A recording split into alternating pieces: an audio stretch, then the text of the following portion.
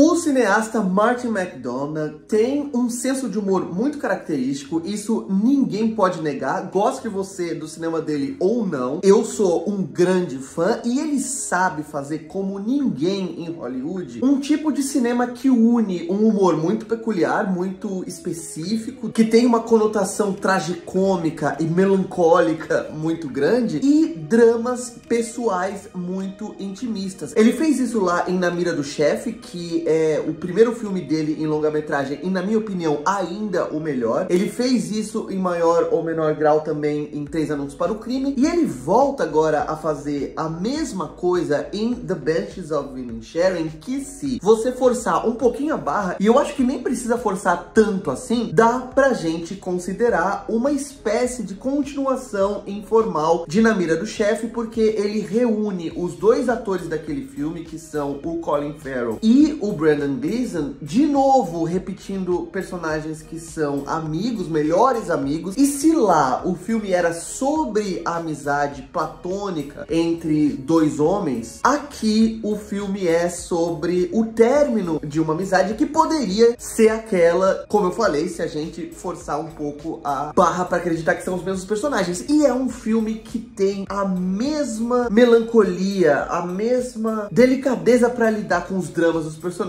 e também consegue ser muito engraçado quando ele tenta ser. Essa combinação ninguém faz melhor que o Martin McDonagh, e em The Banshees of Inisherin ele está em plena boa forma. Patrick, Colin Farrell, está inconsolável. Seu melhor amigo Colm, Brendan Gleeson, com quem costumava passar os dias bebendo cerveja e jogando conversa fora em sua pequena cidade no litoral irlandês, parou de falar com ele sem explicações. E quando uma satisfação vem, ela não melhora muito as coisas, já que o sujeito diz simplesmente não gostar mais do ex-amigo. Sem conseguir entender a decisão de Colm, Patrick passa a insistir em resolver a situação a contragosto de sua irmã Siobhan, Carrie Condon. Colm toma então uma medida drástica. Ele vai arrancar um de seus próprios dedos a cada vez que Patrick tentar abordá-lo. Logo no começo do filme, já tem alguns diálogos que te lembram de por que você ama tanto, se você ama mesmo como eu, o cinema do Martin McDonagh. Aquela rapidez, sabe aquela velocidade dos diálogos, e às vezes ele sabe lidar com a repetição, por exemplo, ali no começo do filme, do fato de que todo mundo com quem o personagem do Colin Farrell vai falar tem a mesma reação. A pessoa sempre pergunta, ué, mas vocês estavam brigando? Ué, mas vocês estavam brigando? Ué, vocês estavam brigando? E a repetição da mesma reação faz com que surja um humor de um lugar que você não estava esperando. Mas, de forma geral, o filme tem aquele ar pesado, aquele ar melancólico dos outros filmes que o diretor já realizou até agora. E eu fiquei surpreso, mesmo conhecendo e sendo fã do McDonagh, com o quão emocionado eu fiquei durante boa parte do filme, porque é um filme muito doce, é um filme muito triste sobre o amor entre duas pessoas, sobre como um melhor amigo faz toda a diferença na vida de alguém e como a falta dessa pessoa causa um buraco, causa uma lacuna, um vazio que nada nem ninguém consegue preencher. É muito tocante ver como o personagem do Colin Farrell está disposto a demonstrar a vulnerabilidade dele, a ir atrás do ex-amigo e tentar reaver as coisas, tentar reconstruir aquela relação, porque mesmo que ele não costumasse reconhecer e verbalizar isso tanto antes, eu imagino, porque a gente não vê essa parte da amizade dos dois, é muito, muito, muito importante pra ele. E o filme toma uma decisão muito legal, muito inteligente, que é já começar a história com eles se afastando, porque o filme acaba sendo não sobre a relação entre os dois, mas sobre o vazio que a ausência de um deles deixa na vida do outro. A gente sente isso o tempo todo ao longo da projeção, e também como dói ver aquele cara virando a cara pra ele, como dói ver aquele cara ignorando alguém com quem ele costumava ter uma relação tão íntima, tão prazerosa. O filme faz um ótimo trabalho em colocar a gente no lugar do protagonista e passar toda essa dor. Mas o filme também propõe um duelo, um embate filosófico entre duas posições muito antagônicas, muito diversas diante da vida. Segundo o personagem do Brendan Gleeson, é essa separação, é essa dicotomia que o levou a se afastar de alguém com quem ele passava boa parte dos dias. Por um lado, ele que tem um sonho e tem uma frustração muito grande por ainda não ter realizado esse plano de se tornar um artista ou de deixar algum tipo de legado para as pessoas quando ele ele se for, quando ele partir daqui, e que dure mais tempo do que uma ou duas gerações, como as relações interpessoais acabam deixando, é um homem que partiu já para um niilismo muito grande, para uma anulação do ego de que dane-se o que eu penso, dane-se o que eu sinto, eu vou fazer aquilo que eu preciso fazer para atingir algum tipo de imortalidade através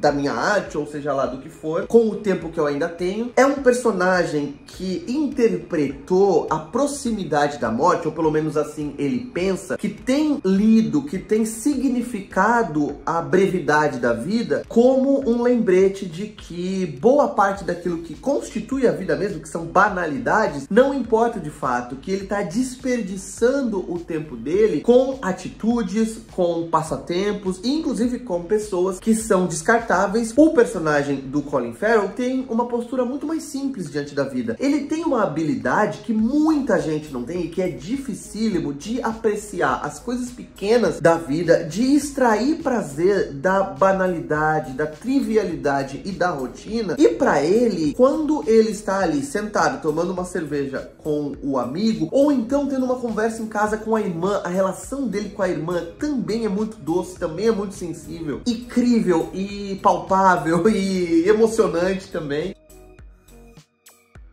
Ele consegue desfrutar daquele momento, ele consegue viver o presente. E entre a ansiedade, a perturbação, o medo da insignificância e o contentamento das coisas pequenas da vida é onde surge a rachadura entre esses dois homens. A gente entende a posição dos dois, a gente entende de onde cada um está partindo para sentir o que está sentindo, para falar o que está falando em cada momento da história. A personagem da Kerry Condon, que tá meio que ali no meio termo entre os dois, ela sabe que aquele vilarejo, que aquele estilo de vida super simples, muitas vezes as pessoas consideram que aquilo ali é o fim do mundo, e o personagem de Colin Farrell, inclusive, é tratado como se fosse um estúpido pela simplicidade, pela falta de ambição, ou pelo menos pela suposta falta de ambição daquele estilo de vida. Isso também incomoda a irmã do protagonista, a personagem da Kerry Condon. Ela também tem uma insatisfação por querer conhecer o mundo como ele é, na verdade, ou conhecer algo além daquelas fronteiras. Ela vai tratar isso de uma maneira muito menos drástica, muito menos autodestrutiva, inclusive, literalmente às vezes, do que o personagem do Brendan Gleeson. Mas ela também vai entender e ela também vai ensinar o irmão que muitas vezes tomar a decisão de tentar algo diferente, de tentar algo maior, entre muitas aspas aqui, porque isso é algo que o filme está discutindo, também vai envolver sacrifícios, também vai envolver despedidas. E o filme é cheio delas. É um filme doce, é um filme tocante, é um filme que faz pensar sobre essas posturas existencialistas, inclusive, dos personagens diante da vida, diante um do outro, diante da sua própria condição. É um filme que tem paisagens lindíssimas. Se na Mira do Chefe tinha aquelas paisagens lindas do centro histórico de Bruges, na Bélgica, aqui são aquelas paisagens absolutamente maravilhosas, idílicas do litoral irlandês. Então é um filme que convida a contemplação e também te dá algumas risadas durante o processo. É um filme lindíssimo que pra mim é um dos melhores de 2022, sem sombra de dúvida. Se você assistir ao filme, vem aqui dizer se você concorda ou discorda dos pontos que eu apresentei nessa crítica, se você gostou ou não do filme. E não se esquece de curtir esse vídeo, se inscrever no canal se você ainda não o fez. Clica no sininho e sempre, pra sempre, receber notificações de vídeos novos por aqui. E eu vou indo nessa. Um abraço, tchau!